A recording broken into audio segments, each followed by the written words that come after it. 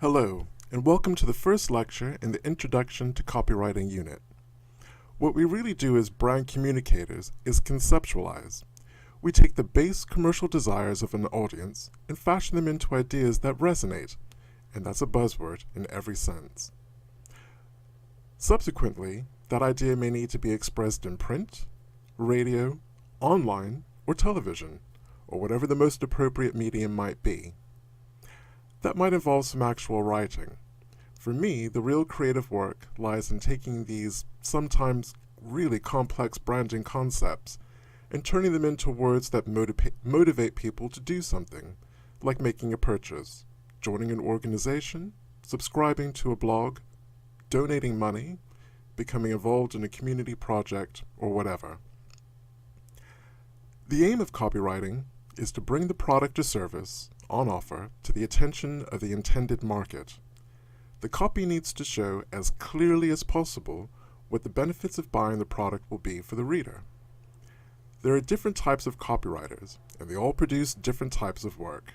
Throughout my career, I've been a bit of a jack of all trades. I spend most of my time producing copy for the web, but I do a fair amount of brand stories, marketing stuff, and journalism as well. Here's kind of a quick overview. Advertising copywriters. If they're at an agency, they're often called creatives. These are the people who write the words for all the print, internet, TV, and radio adverts that you see and hear. Their work ranges from 500-word brochures to Tesco's Every Little Helps slogan. They're probably what most people mean when they refer to copywriters. Direct mail copywriters. Similar to advertising writers, they send out all those sales letters and emails, and spend the rest of the time writing blogs about how they can triple your sales. Technical copywriters. Technical writing generally involves presenting information as clearly, succinctly, and logically as possible. These guys write all of the user guides, manuals, and other technical documents you see and read. And it's not as easy as it sounds. Web copywriters. Writers who specialize in the web tend to have a good understanding of how people use web pages, and they tend to tailor their copy for this very specific kind of audience.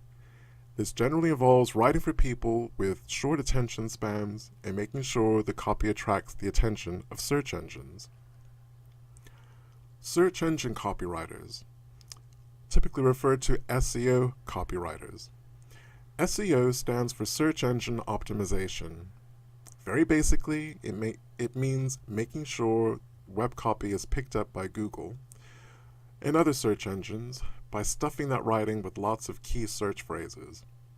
For example, a lot of the words I've used so far have been full of the word copywriter, which, if my words were on a blog or a website, would hopefully mean that Google or some other search engine would suggest that web page whenever anyone searched on the term copywriter.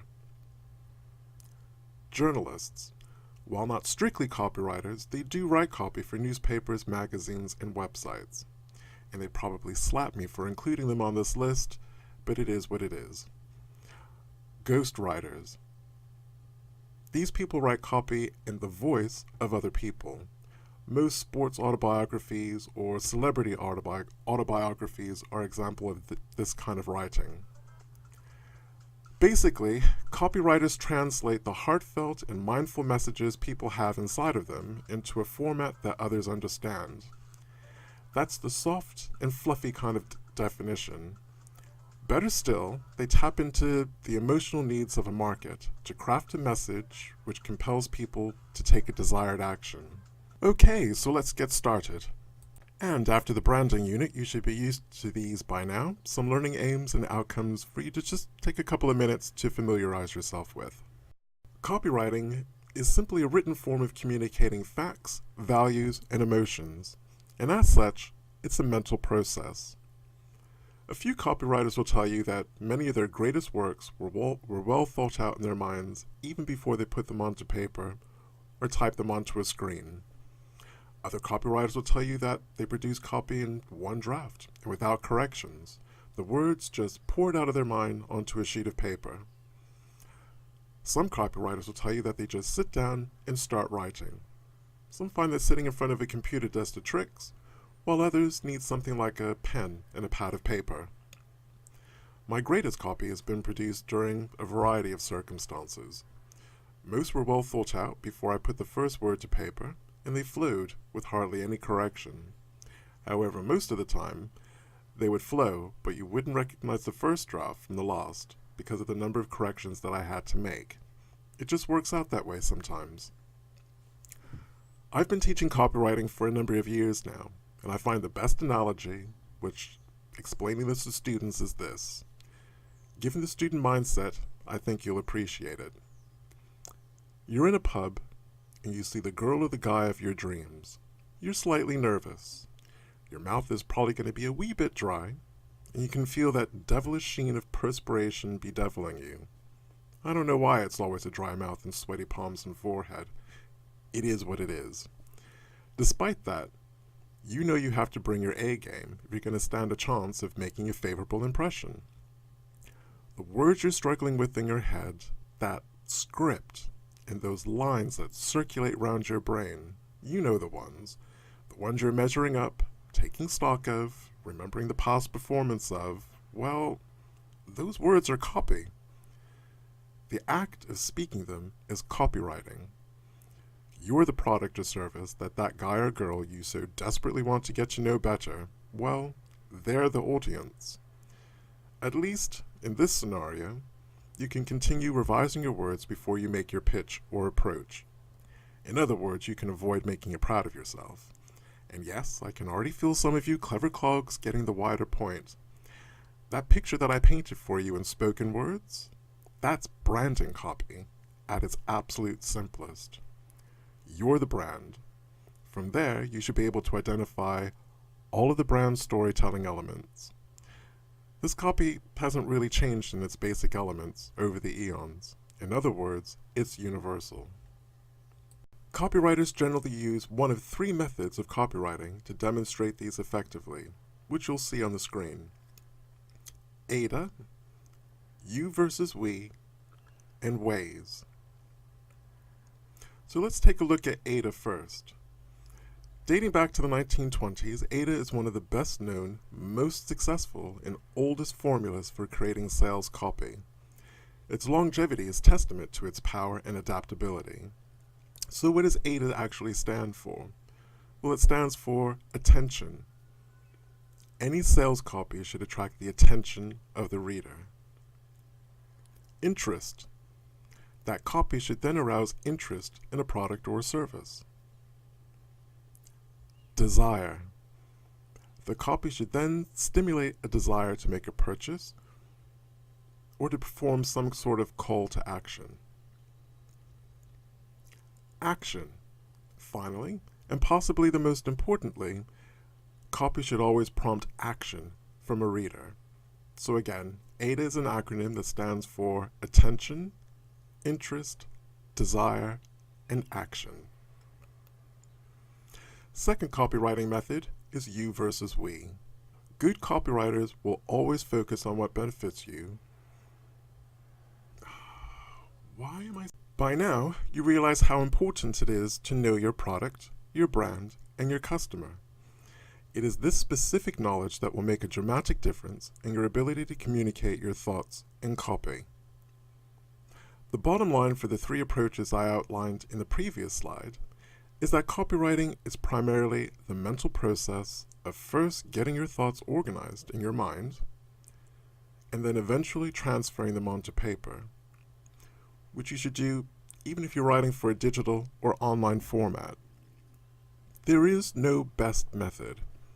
You'll need to figure out what works for you, and that, like anything else, requires doing in the form of practice, practice, and more practice. There are no shortcuts. The best place to start, without question, is to just start. That's right. Pick up a piece of paper and a pen and start. Do enough of this over a long enough period of time, and I guarantee you will improve each time. Copywriting is a mental process. the successful execution of which reflects the sum total of all of your experiences, your specific knowledge, and your ability to mentally process that information and transfer it onto a sheet of paper for the purpose of selling a product or a service. As with any mental process, there is psychology. Quite a lot of psychology, actually. You'll be reading consumer psychology materials in this unit. Buying and selling are but two sides of the same psychological coin. In order to write effective brand stories that trigger audiences' responses, we have to understand what a buyer's psychological triggers are. This understanding will inform your writing. Along with practice, understanding psychology will improve your copywriting. One very easy and effective way to get started is basically by rewriting direct mail that comes through your door or websites that you come across. Just plain write every opportunity that you can. When I look back on my early copywriting, I can't believe I wrote some of the stuff that I wrote. Looking back on it now, it was simply horrible. But I matured, and I learned with each bit of copy that I wrote, and I got better. In my first ads, I used cliches. It's the product the world has been waiting for, and my sentences weren't flowing anywhere nearly as nicely as they do now. Sheer volume of writing and experience will do wonders. As the old saying goes, practice, practice, practice. But I can't write. If I had 50p for every time I've heard that from a student or a client, I'd have more money than Richard Branson and Bill Gates put together. You can write. You've just convinced yourself that you can't. You've been so bogged down with rules about grammar and sentence structure and tenses that you've become writing phobic. I'm not saying that these things aren't important. However, they're easy enough to handle when it comes time to editing what you've written. If you can speak coherently enough to be understood, you can write. In our kind of writing, copywriting, well, it's like chatting to your mates in the pub or around the water cooler. If you can wax lyrical about your new iPhone, or tablet, or car, or trainers, when you're chatting to your mates, you can write branding copy. Honestly. Really. Trust me. And that's a pretty good analogy because branding copy should read like a conversation from one human being to another. Don't sweat the small stuff. The punctuation, the spelling, the grammar. To begin, just get that initial conversation, that initial idea or concept or selling pitch down onto paper. Don't try to get it perfect the first time around. The idea here is to get that thought down on paper as quickly as you can before it disappears into the ether. One fact to realize about writing copy is that the first draft is pretty much always terrible. The real skill in copywriting is taking a rough draft and polishing it. You might add words, delete entire sentences, change the order of sentences, or even paragraphs. It's all part of the copywriting process. And I point out time and time again to all of my students that if everybody in the class were given the assignment of writing a draft of an ad for a product, the first draft of my ad would quite literally be terrible compared to everyone else's. It's what I do with my copy after my first draft that makes all the difference. In a first draft, the goal is to put something, anything, on paper. The emotional outpouring of everything that you're trying to convey about your product or service. Don't worry about how it reads. Just get it down onto something you can work with, like a computer screen or a piece of paper, and then go from there. Copywriting is the key to any successful branding venture. You can have the world's best product or service, but if you can't communicate your ideas, you have nothing. This unit is about giving you the skills and insights you need to successfully write copy. Repeat after me, and I'm not kidding. I want you to say this out loud. I won't sweat the small stuff. I can write. Don't be British and all polite about it. I can't hear you. So say it one more time with feeling and mean it. I won't sweat the small stuff. I can write. The best copywriters in the world are those who are curious about life. They read a great deal, have many hobbies, they like to travel, have a variety of interests, often master many skills, get bored, and then look for other skills to master. They hunger for experience and knowledge and find other people interesting. They're great listeners. Look at my background. I'm a former fashion PR guy who moved into lifestyle advertising and then on to recording artist management and ultimately running an international music business.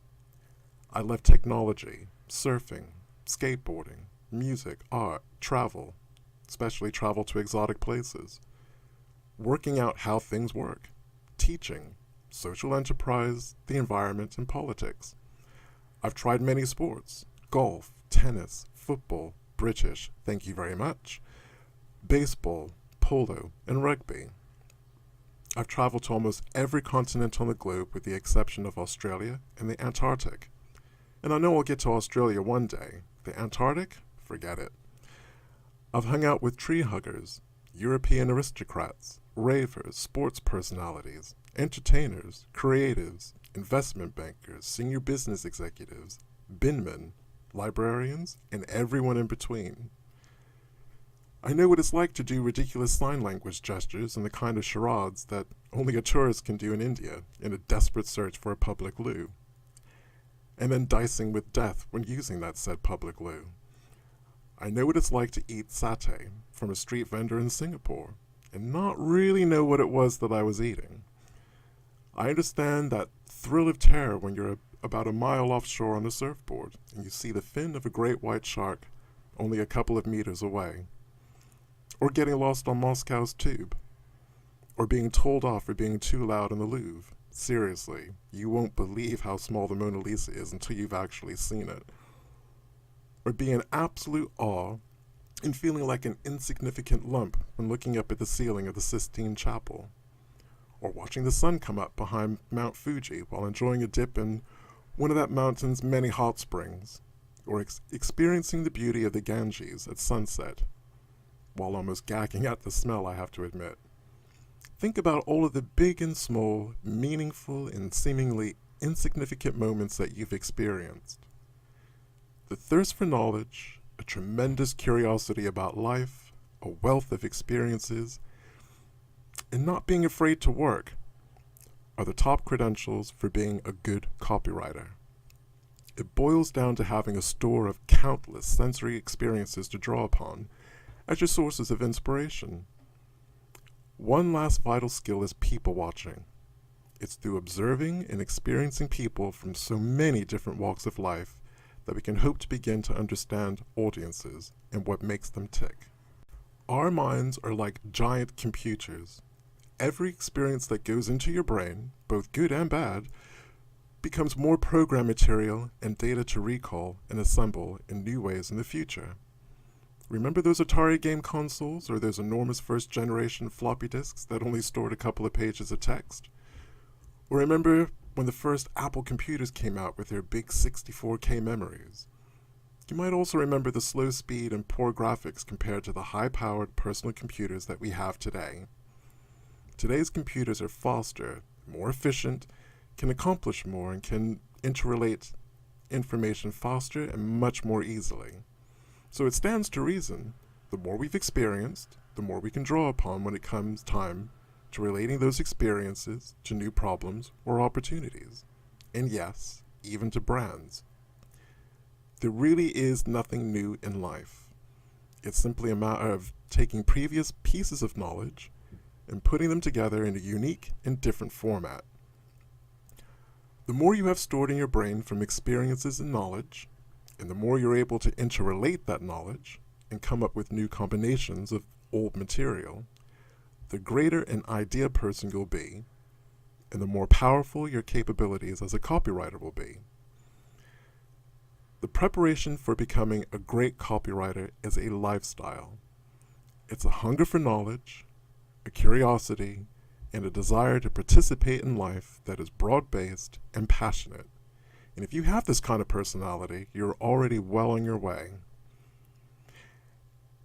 If you don't, simply being aware of it is often enough to start a mental process and movement that'll take you to where you would like to be. But being a great copywriter is more than just having a lot of experiences in life. What you will learn in the following units is just as important. There's a saying that goes, if all you have is a hammer, you look at every problem as a nail. The more tools you have to work on a problem in the form of experiences or knowledge, the more new ways you can figure out how to solve it. Building on what I've just been discussing, ever since we were young, many of us were taught to view the world in terms of black and white. A situation is simply bad or simply good. There's a solution or there isn't.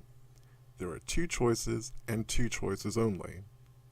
Lateral thinking suggests that we escape from these conventions.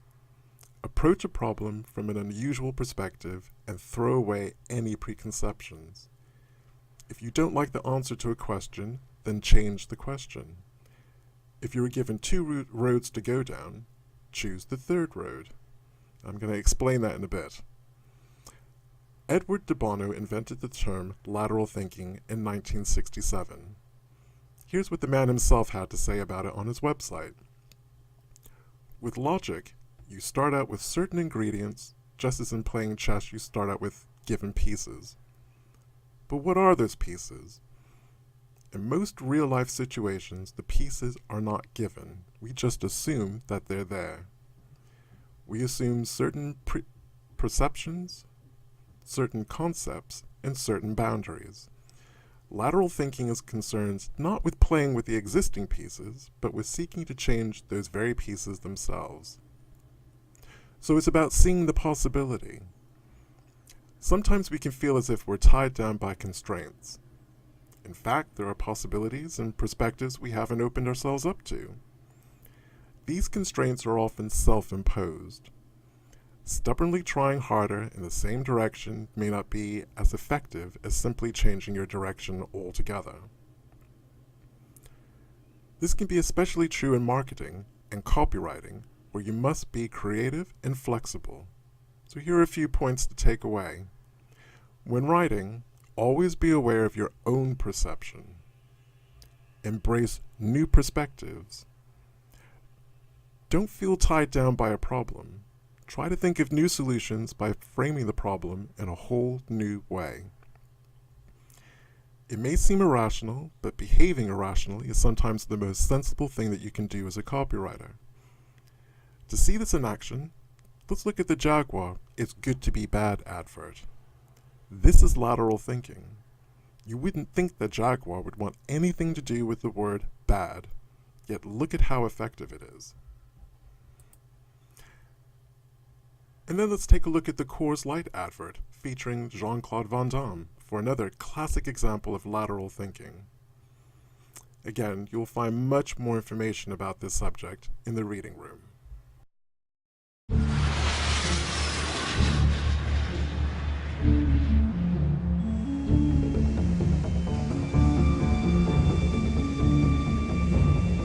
Have you ever noticed how in Hollywood movies all the villains are played by Brits?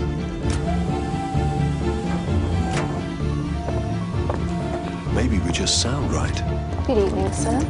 Thank you, Mary.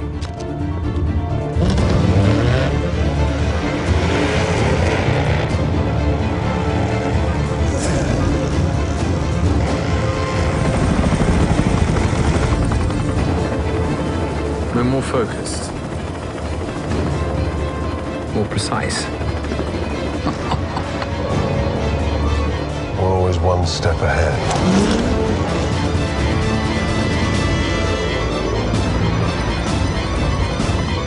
With a certain style, an eye for detail. And we're obsessed by power.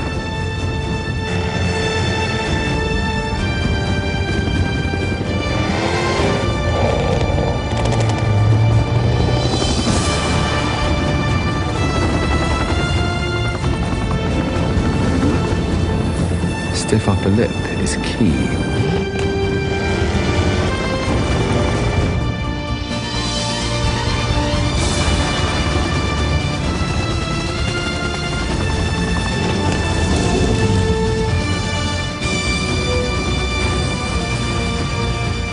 drive Jaguars.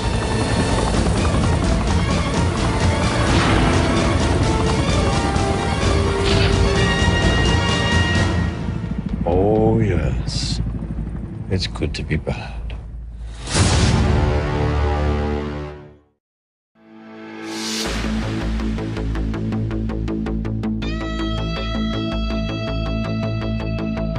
For years now, I've been trying to recreate the ice-cold refreshment of a Coors Light.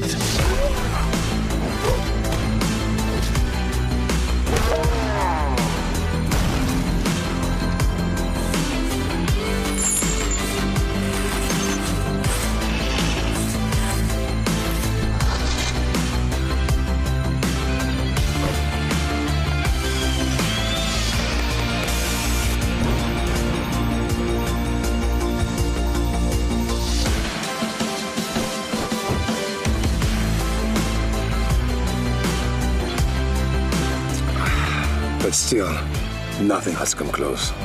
See for yourself. For a chance to visit my ice bar, go to courselight.co.uk. You need to become an expert on a product, service, or anything you write about in order to be truly effective. Becoming an expert means learning enough about a product or a service to obtain enough specific knowledge so you can communicate the real nature of what you're trying to promote. Just say to yourself, I'm an expert, or I've learned enough to be able to effectively communicate this product to an audience. That's what I mean by specific knowledge. This doesn't mean that you have to learn everything there is to know about a subject every time. There have been times when I simply looked at a product or service and came up with a big idea from my own past experience or specific knowledge in a particular category. Remember, I was a very successful manager of music artists and had plenty of marketing experience under my belt. I not only already had a vast knowledge of promoting recording artists, but knowledge of the music buying public as well. I myself was my own typical music customer. I love music and I regularly purchased it and still purchase it.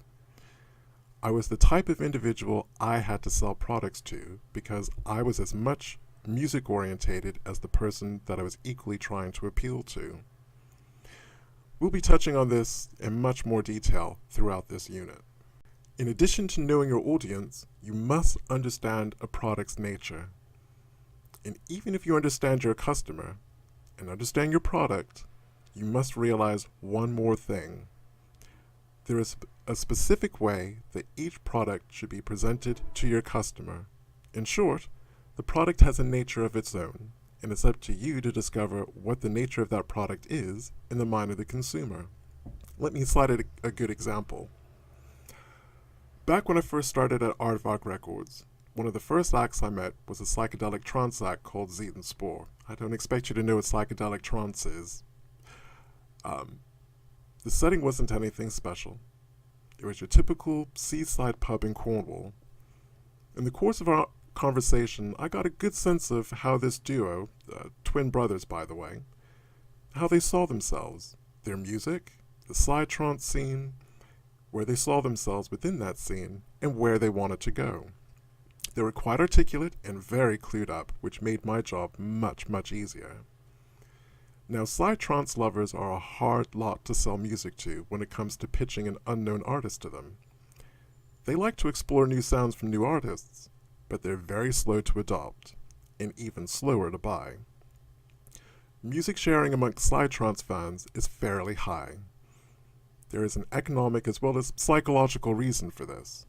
Psytrance lovers tend to have alternative and creative jobs, and yes, by that you can assume low-paid jobs. There's also a degree of unemployment.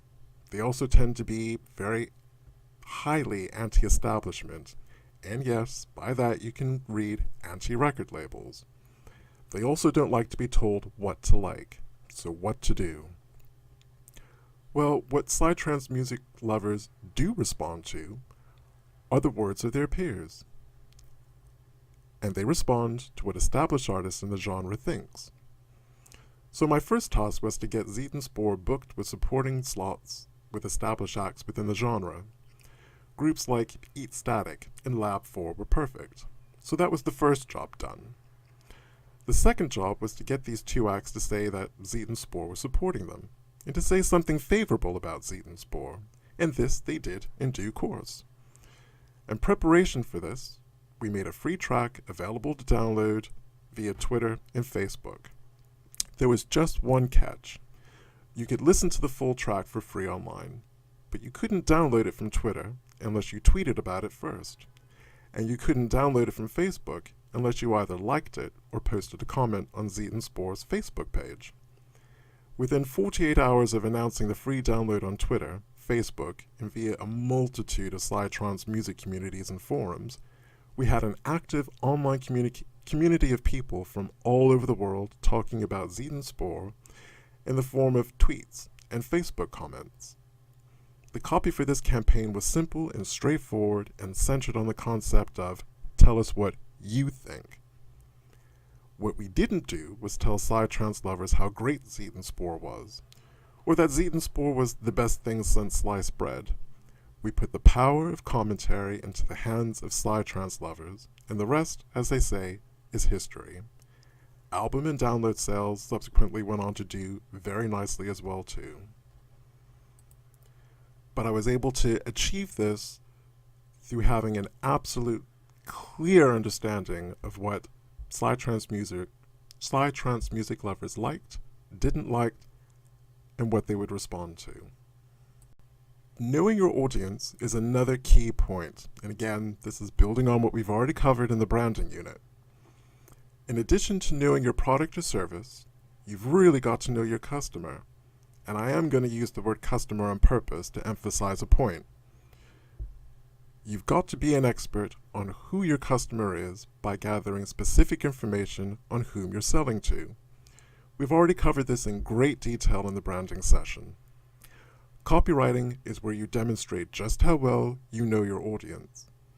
You may already be an expert by virtue of being a typical customer yourself. You know your likes and your dislikes. You know what excites you and what you yourself would expect from a company selling you a product, or a business or an organization selling you a service. But if it's your assignment to write copy for a product or service that you really don't have a feel for, then you have a great deal of studying to do to make sure that you understand who your customer is and what motivates him or her. And we will be looking at this in far more depth in sessions 3 and 4 for this unit. What is that one feature, no matter how seemingly insignificant, that makes your product different?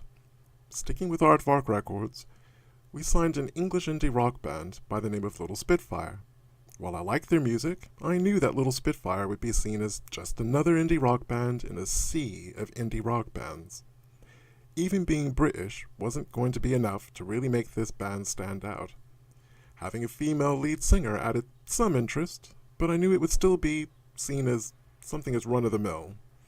Sometimes that one feature is the one that is staring you right in the face. The initial feature for Little Spitfire was the fact that the female lead singer was the daughter of Alan Blakely from the famous 60s band The Tremolos. Being the daughter of a famous 60s rocker, well, that was the USP, the unique selling point that lifted the band above its competition. It gave her, and hence the band, a credibility and music cachet it had previously lacked. We played with this credibility link in the copy that we wrote for the band, and even played with it in the imagery. We played with it until the band had sufficiently established itself for this link to the Tremolos to no longer be relevant or necessary. It was a successful approach, and attributable to my general knowledge combined with the specific knowledge of the band and the discovery of that unique feature that might have otherwise been overlooked by someone else. Realize how important it is to know your product and know your customer. It is this specific knowledge that will make a dramatic difference in your ability to communicate your thoughts in copy. So to wrap things up, this brings this exploratory session to an end. Please do check out the reading room, where you'll find some excellent articles in reading that covers the introductory topics covered within this session.